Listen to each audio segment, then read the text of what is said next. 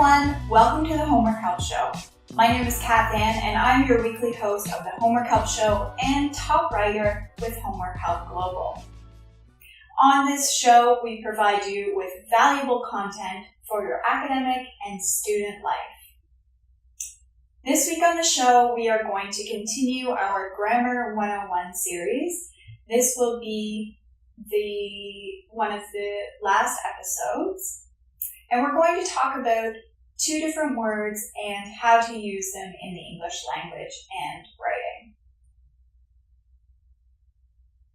First, we'll talk about the difference between by and until. Let's begin. By marks the deadline for an action to finish. So if we're going to try to remember the word by, think of it as a deadline. It marks the point where an action completes or is replaced by another action.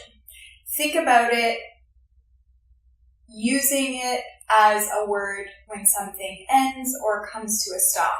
You must finish the action by this point, so there is a deadline.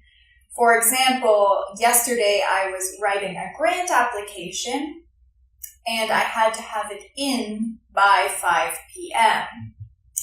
So we can think about it marking some point in the future. By marks a point in the future where the action is going to finish. So if we look at the past, we have the present, and by is going to occur right here before the future. In the example sentence, I'll be at the office by 7 p.m. As 7 p.m. is the deadline, this is the point in which the speaker will be at the office. The speaker is not at the office now, but by the 7 p.m. deadline, the speaker will be at the office. This is how we use by. Think about it like a deadline. Some point in the future at which the action will be completed or finished. Let's continue on to the second grammar point, which is a similar word. We're looking at the word until. We can consider until as a continuing situation, and we'll discuss a little bit more about that. Also remember that until also has two casual forms, so we can use the word till, T-I-L-L, or we can use the word apostrophe T-I-L in the place of until. Sometimes when you're speaking, or even in some situations where you're writing, you might be able to use till or until, but they are much more casual and colloquial. They're not as formal as the word until. So remember that the word until is always going to be correct. So when you do use the word until, you will always be in the right. Particularly when you're doing academic writing, you'll want to keep this in mind, and you'll likely always want to use the word until. So let's talk about when we use until. We use until to talk about a continuing action, so a continuing situation, or a continuing state. In the present, it's not in the present, it's not in the future, but we know it is going to change or stop. So something is happening, and we know that there is going to be a situational change, and that is when we use the word until. The key difference here is a continuing situation or a continuing state, as opposed to with by, we have a definite deadline. There's a definite time and deadline, which we have that indicates that we use the word by, whereas until is a continuing situation. So something is true now, but it might not be true in the future. Until marks the point where the action or the state is going to finish or change. Rather than thinking about it as a deadline, like by, we can think about it as a key point in the future where an action A continues until a point where we use until, and then a second action begins. So we're doing one action, the action continues, and then a second action begins, and that is when in between those we use the word until.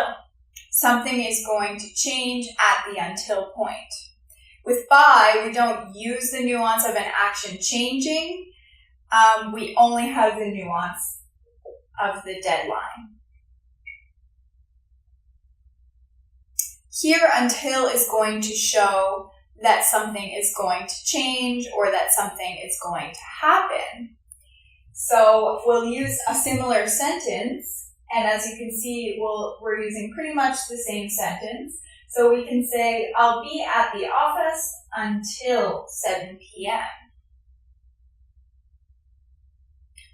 Here we have the future tense of I'll or I will. This sentence shows us that the speaker is at the office right now. So they are at the office, and that they will be at the office until 7 p.m., which is the changing point.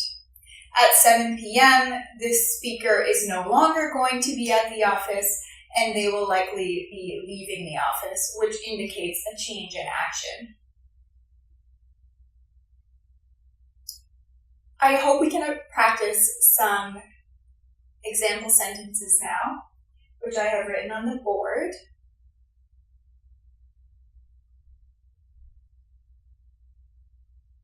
So I will read them out loud because I noticed that the writing is a little bit small. So let's figure these sentences out. Let's start with the top one. He has to find a new job. Blank March. March indicates a deadline, a time in the future.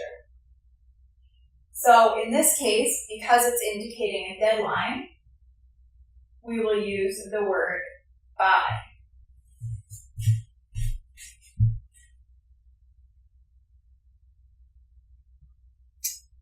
And the second sentence is, I am not going to go to bed.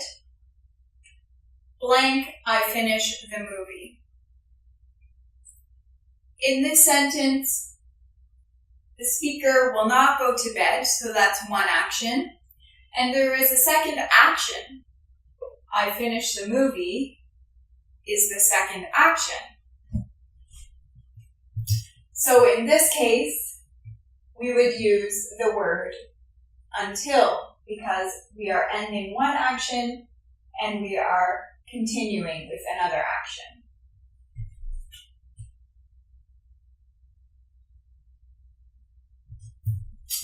And finally, we have this sentence, I'm not going to be there, blank, 8 p.m. Now, in this case, this sentence is a little bit tricky. 8 p.m. is certainly a deadline. However, it also indicates that something is going to change. The time is changing, so it's a bit more nuanced here. So in this case, we can actually use either by or until. However, keep in mind that this is going to significantly change the meaning of the sentence. So for example, if we use the word by, we can say, I am not going to be there by 8 p.m. 8 p.m. is the deadline. This indicates that the speaker will not be at the event or at the location by 8 p.m. Maybe they're running late.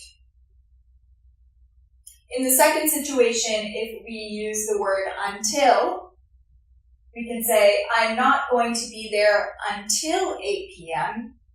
And this implies something totally different. What this implies is that the speaker is possibly running late, and they are not going to be at the party until 8 p.m. So they will be there at 8 p.m., but they will not be there until 8 p.m. And that is going to change.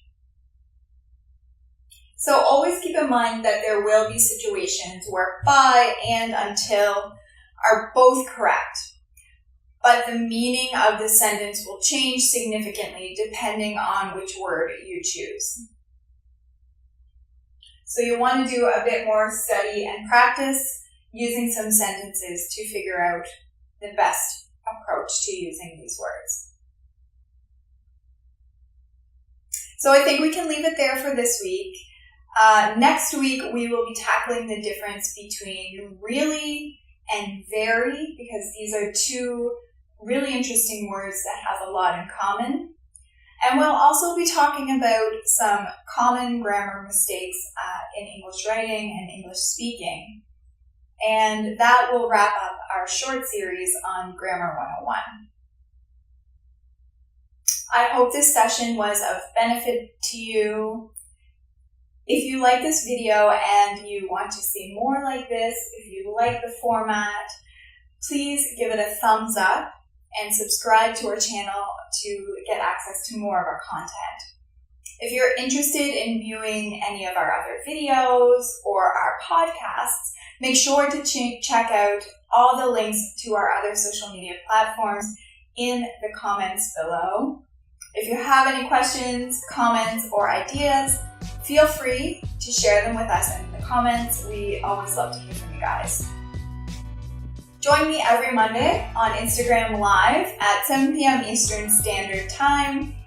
I'll jump on live and have a quick chat to check in and see how you guys are doing throughout the school year. We always love to connect and just check in with you guys and see how you're doing. Thanks for tuning in to episode 31 of the Homework Help Show. I hope to see you again soon. Hope this was a benefit. Take care, everyone.